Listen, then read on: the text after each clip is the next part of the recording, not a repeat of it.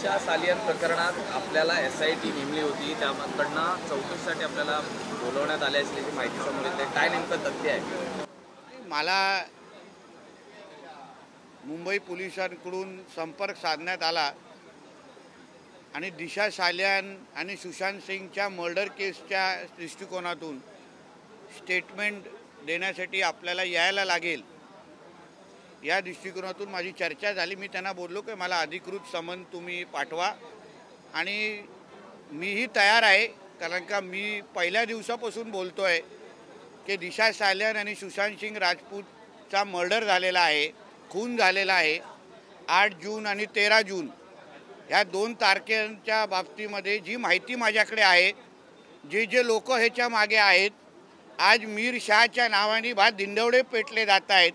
पण अशाच पद्धतीचं बोलले जात आहे की मर्डर चार्ज लावा.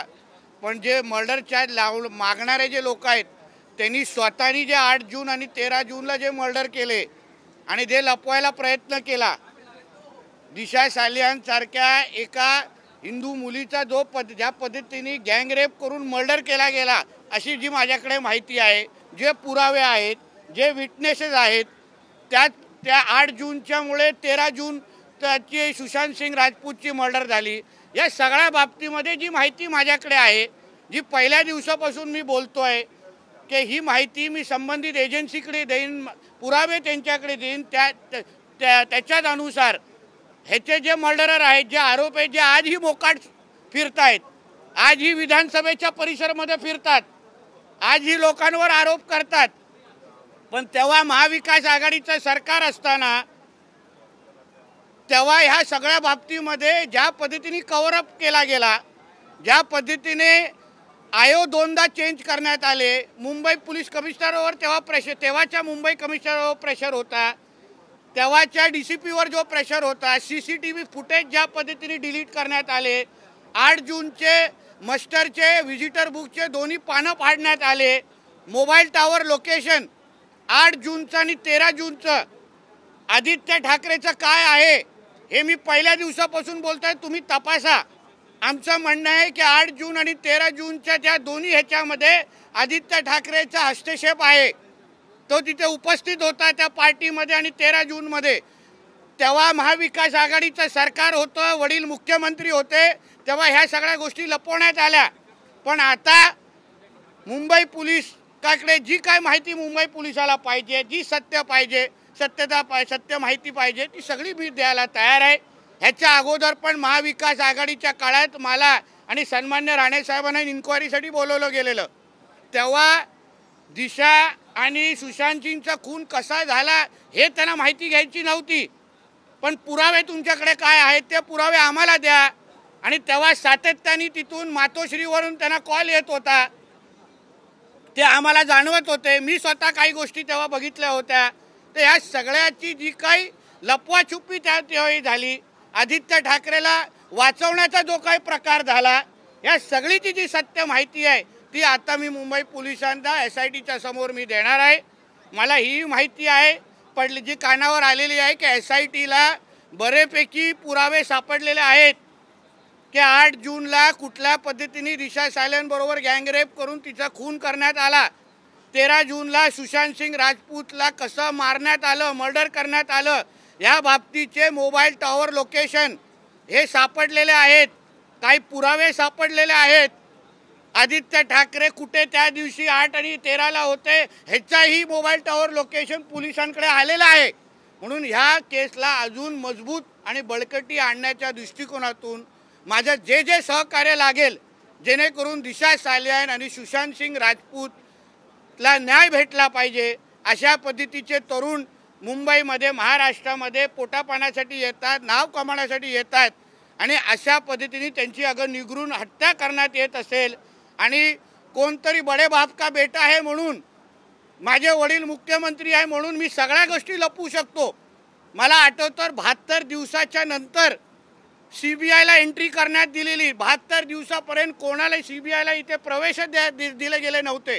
तुम्हालाही आठवत होते CBIचे अधिकारी जेव्हा मुंबईत आले होते तेव्हा त्यांना कोविडच्या कारणामध्ये आतमध्ये दामलं गेलं. ते ह्या सगळ्या गोष्टी कोणाला वाचवण्यासाठी होत्या? तर आदित्य ठाकरेला वाचवण्यासाठी होत्या. ते आता सगळी सत्य तर बाहेर सांगणार. पहिला मराठी संपू मग हिंदी. आज तुम्हाला संपर्क झालेला आहे. मला हातात एकदा समन्स आल्यानंतर विधिमंडळाचं अधिवेशन पण सुरू आहे. माझी उद्याच जाण्याची तयारी आहे. मी पोलिसांची त्या संदर्भात संपर्क साधीन आणि मग मी त्यांच्याकडे स्टेटमेंटसाठी मी त्यांच्याबरोबर बसेन. पहिल्या दिवसापासून मी बोलतोय की अगर आदित्य ठाकरेच्या ह्याच्यामध्ये काही नाही, त्याचं नाव नाही, त्याचा हस्तक्षेप नव्हता, त्यांनी त्याच्यामध्ये तो 8 आणि 13 जूनमध्ये तिथे उपस्थित नव्हता, तर त्यांनी सत्यता सांगाय ना महाराष्ट्राला आणि देशाला. लपवता कशाला आहे, पळता कशाला आहे? सांगा नितेश राणे खोटं बोलतोय, सांगा हे संबंधित बाकीचे विटनेस खोटं बोलतो. आम्हाला खोटं पाडा ना तुम्ही.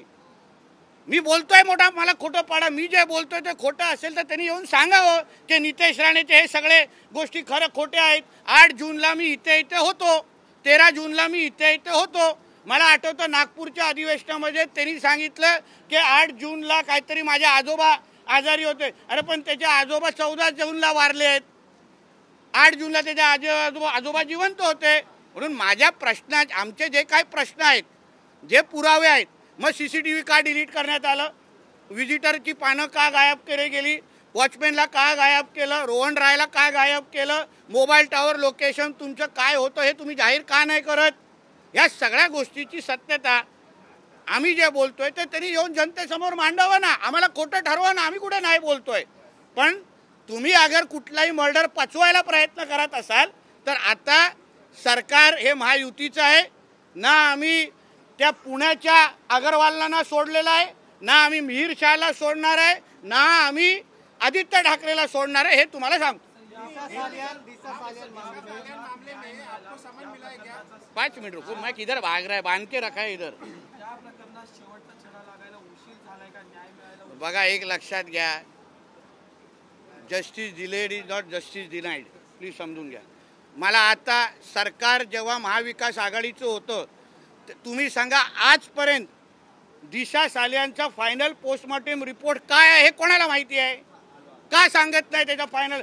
प्रिलिमिनरी जो पोस्टमॉर्टम रिपोर्ट होता त्याचे फाइंडिंग्स काय होते? प्रथम दृष्टिकोनातून बलात्कार झाला असं सांगितलं होतं त्याच्यावर. तो फायनल पोस्टमॉर्टम रिपोर्ट दाखवा ना, सत्य सांगा ना. लपवता कशाला, लपता कशाला आहे? तुम्हाला अगर वाटतंय नितेश राणे आणि अन्य लोक खोटं बोलतायत ना, तर येऊन तुम्ही महाराष्ट्राला खरं सांगा की 8 जूनला मी इथे होतो, 13 जूनला मी असं होतो. लपवालपी काय चाललंय? तर मला वाटतं आता न्याय मिळण्याची वेळ आलेली आहे.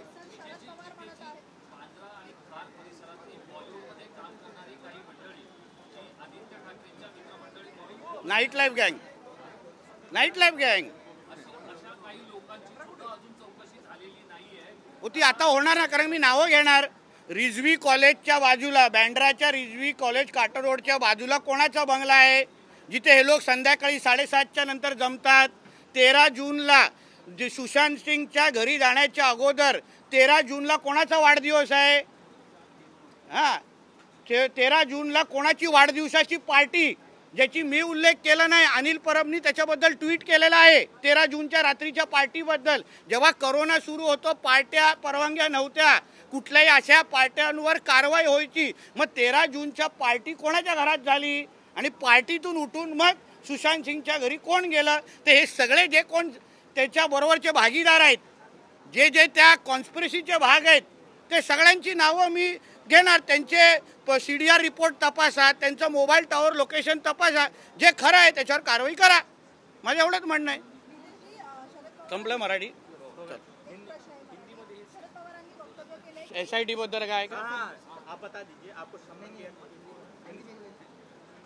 दिशा सालियान मामले में आपको समन किया गया है, आप कब जाएंगे और इस मामले? देखिए, दिशा सालियान और सुशांत सिंह के मर्डर केस के बारे में मुझे अभी मुंबई पुलिस ने संपर्क किया है. मुझे कहा गया है कि आपको समन्स भेज रहे हैं, आप स्टेटमेंट के लिए आइए.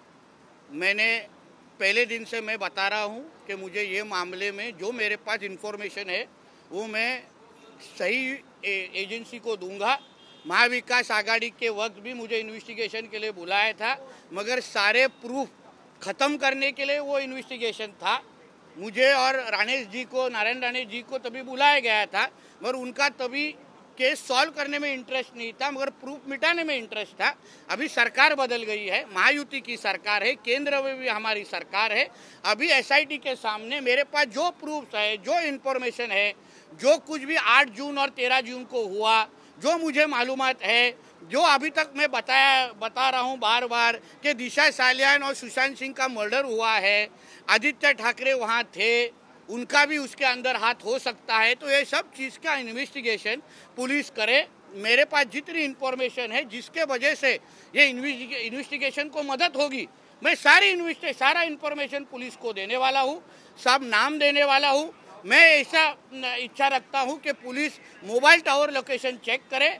8 जून को आदित्य ठाकरे का मोबाइल टावर लोकेशन क्या था, 13 जून को रात को आदित्य ठाकरे का मोबाइल लोकेशन क्या, टावर लोकेशन क्या था, उसका जो मैंने अभी तक एलिगेशन किया है वो सब का इन्वेस्टिगेशन पुलिस करे। आप जिस तरह से कह रहे हैं कि उस वक्त सरकार दूसरी थी, परमवीर सिंह उस वक्त पुलिस कमिश्नर थे, तो क्या उस वक्त आपको उनकी तरफ से कोई संदेश या मैसेज नहीं आता? कोई मैसेज नहीं आया। तो ये मौका अभी आपको मिला, सबूत मिटाने की कोशिश की। आपको भी याद होएगा 72 डेज के बाद सीबीआई को एंट्री दी गई। उस वक्त के आयोग 2 बार चेंज किए गए इन्वेस्टिगेशन ऑफिसर मालवनी के जो केस के, उसके साथ दिशा सालियान का जो फाइनल पोस्टमार्टम रिपोर्ट, उसका फाइंडिंग्स अभी तक बाहर निकाला गया नहीं है। मोबाइल टावर लोकेशन वो रात का क्या क्या था अभी तक बताया गया नहीं है। उस रात का सीसीटीवी फुटेज क्या है अभी तक किसी ने बताया नहीं है। तो अगर ये क्लियर केस ऑफ सुसाइड अगर है, अगर ये लोग बोल रहे क्लियर केस ऑफ सुसाइड है ना, तो फिर ये सब छुपाने की क्या जरूरत है? सीसीटीवी बता दीजिए, मोबाइल टावर लोकेशन बता दीजिए, फाइनल पोस्टमार्टम रिपोर्ट बता दीजिए कि इसमें ऐसा नहीं है। क्योंकि प्रिलिमिनरी पोस्टमार्टम रिपोर्ट के अंदर जो फाइंडिंग्स आए थे उसके अंदर सुसाइड नहीं था, केस ऑफ रेप था।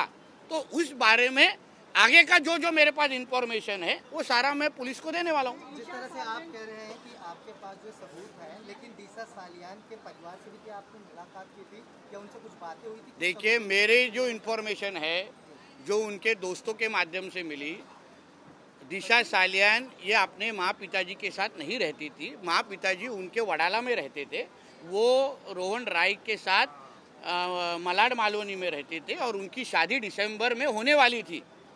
तो इसलिए उनके पेरेंट्स के पास कितना इन्फॉर्मेशन है वो मुझे नहीं मालूम, मगर जो उधर आई विटनेस है, जो उधर मौजूद थे, जिन्होंने ये सारे इंसिडेंसेस देखा है, उन्होंने जो हम लोग को बताया, जो प्रूफ दिया है, वो सारी चीज़ हम लोग उनसे बात करेंगे। इसी से जुड़ा मैं ये कह रहा हूँ कि क्या अब परिवार से आप मिलने की कोशिश करें, क्योंकि कई चीजें जो है तो ये मेरा काम नहीं है ना, मेरा काम है पुलिस को मदद करना, इन्वेस्टिगेशन को मदद करना। ये परिवार को, वो परिवार को मिला, परिवार को जो कहना है ना, उन्होंने एसआईटी के सामने बोल दिया है। उन्होंने ही ये कहा है कि ये सुसाइड नहीं लगता है।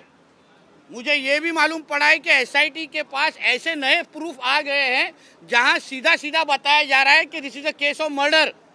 तो अभी आने वाले दिनों में देखिए होता है क्या। सालियान के केस में आदित्य ठाकरे जी के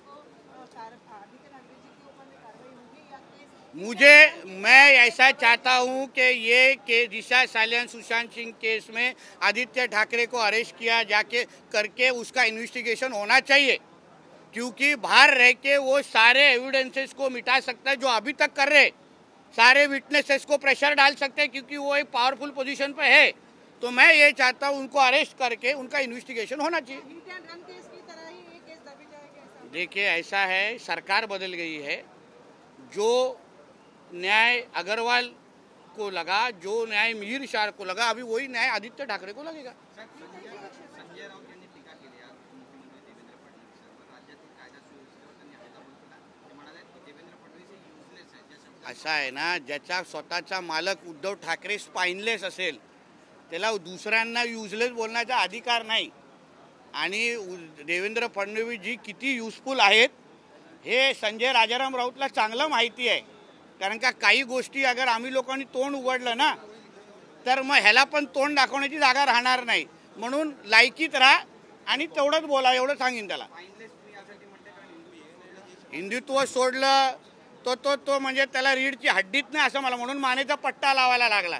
कारण का वाकण्यामध्ये त्यांनी PhD केलेली आहे माणसानी। हां, मराठा आणि ओबीसी बद्दल स्पष्ट भूमिका घ्यायला याला हिंमत नाही आहे. म्हणून या सगळ्या बाबतीमध्ये 100 कारणं देऊ शकतो का उद्धव ठाकरे स्पाइनलेस आहे. एक पुस्तक लिहू शकतो छोटा.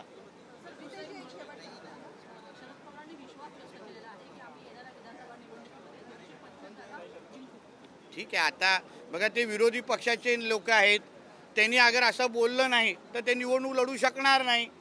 समजलं, म्हणून त्यांना बोलून दे. त्यांना आम्हाला आमचा आत्मविश्वास आहे ना, आम्ही काय केलेल्या कामाच्या जोरावर आमचं सरकार परत येत आहे, सरळ स्पष्ट आहे. म्हणून ते तसं बोलले नाही तर आमदार पण आजूबाजूला राहणार नाहीत.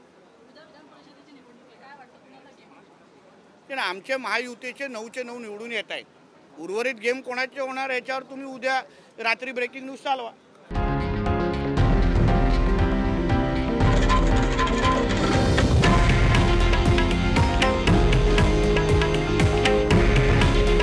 हे आहे देशातील नंबर 1 न्यूज नेटवर्क आणि आपण पाहत आहात TV9 मराठी. काळजी तुमची, हित महाराष्ट्राचं.